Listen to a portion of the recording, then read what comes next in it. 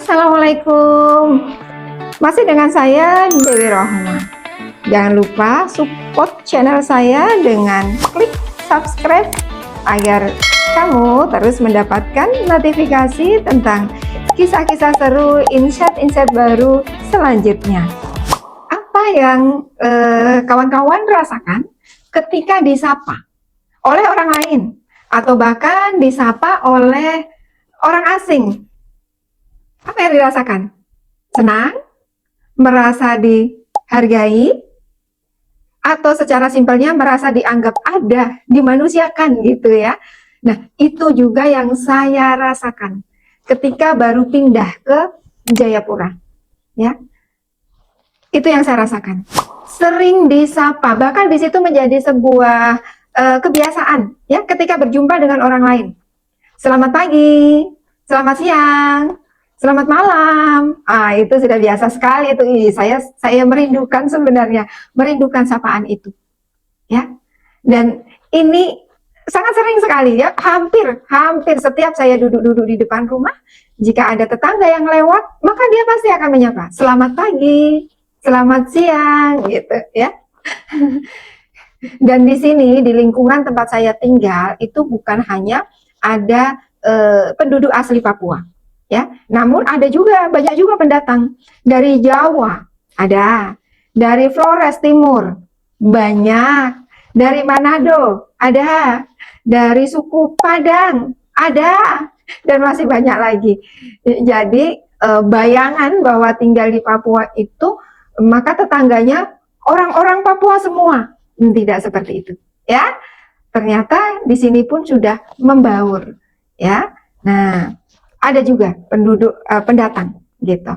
Nah, dan selama di Papua ini kaitannya dengan relasi ya, relasi dengan lingkungan sekitar. Justru saya mendapatkan lingkungan yang menurut saya positif, ya, menurut saya positif. Sehingga meskipun kondisi saya masih serba terbatas gitu ya, bahkan ketika itu kalau mau pergi kemana gitu ya, pergi ke pasar ataupun ke puskesmas untuk imunisasi misalnya ya, atau ke supermarket gitu ya, itu masih naik angkutan umum ya, yang kadang di situ ada penduduk asli yang bawa binatang peliharaannya gitu ya, yang bawa binatang peliharaannya. Nah, bisa dibayangkan ya, masih seperti itu. Dan kalau tidak, masih sering jalan kaki kemana-mana. Waduh. Oke. Namun dengan kondisi lingkungan yang cukup positif, membuat saya tidak perlu waktu terlalu lama untuk bisa menyesuaikan diri. Ternyata yang utama kita butuhkan itu bukan tercukupi secara materi, tapi tercukupi secara psikis, mendapatkan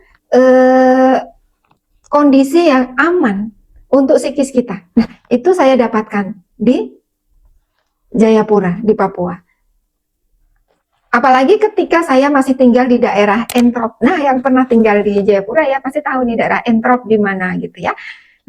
Dan di situ ibu yang punya rumah kontrakan saya dari Flores kalau nggak salah ya, dari Flores, itu sangat baik sekali. Ya, dia sangat baik sekali, dia sangat paham sekali bagaimana kondisi psikologi seorang ibu muda kalau sedang kelelahan, ya, dia tidak ragu-ragu untuk mengambil anak saya, diajak bermain hingga saya bisa beristirahat. Wah, semoga jadi ini ya amal kebaikan beliau ya. Oke, nah itu ternyata rasa aman secara psikologis yang saya perlukan, bahkan bukan hanya saya, semua orang perlukan. Saya yakin jika kondisi secara materi mungkin secara ekonomi pas-pasan ya, tempat tinggal biasa saja, kemudian apa lagi, gaji tadi ekonomi ya sama lah ya, pokoknya kondisi-kondisi yang materi lah itu belum dalam keadaan baik-baik saja. Tapi kalau secara psikologi, secara psikis dia terpenuhi, dia dapat rasa aman, dia dapat rasa dicintai, dia dapat rasa dimiliki, kemudian dia didengar, ya kan? Dia bisa menyampaikan pendapatnya atau mengutarakan apapun yang dia rasakan dengan nyaman. Itu sudah modal besar, ya, untuk bisa terus melanjutkan kehidupan dengan baik-baik saja. Kenapa? Nah, karena ketika seorang mendapatkan kondisi ini, nih, saya mau berbagi, ya, ada hormon-hormon yang bisa diproduksi dengan baik. Hormon apa saja tuh? Yang pertama, nih, oksitosin, yaitu hormon untuk meningkatkan rasa percaya, kedekatan, ikatan emosional yang baik, nih, oksitosin. Kemudian yang kedua, hormon apa lagi? Nah, dopamin, hormon yang memberikan rasa senang, penghargaan, ya, merasa dihargai, senang. Kemudian hormon apa lagi? Serotonin. Ini hormon yang berperan untuk menjaga suasana hati. Untuk menjaga suasana hati. Kemudian, ya, yang keempat, endorfin. Nah, hormon endorfin ini membantu mengurangi rasa sakit dan meningkatkan rasa nyaman. Tuh, bayangkan, ketiga hormon yang mendukung kesehatan mental itu terus bisa diproduksi, ya. Apa tadi? Oksitosin, dopamin, serotonin, dan endorfin. Dan ketika kesehatan mentalnya itu baik, maka dia bisa mencari solusi, menyelesaikan masalah meskipun dia dalam keterbatasan. Nah, begitu juga yang saya alami ketika di tanah Papua.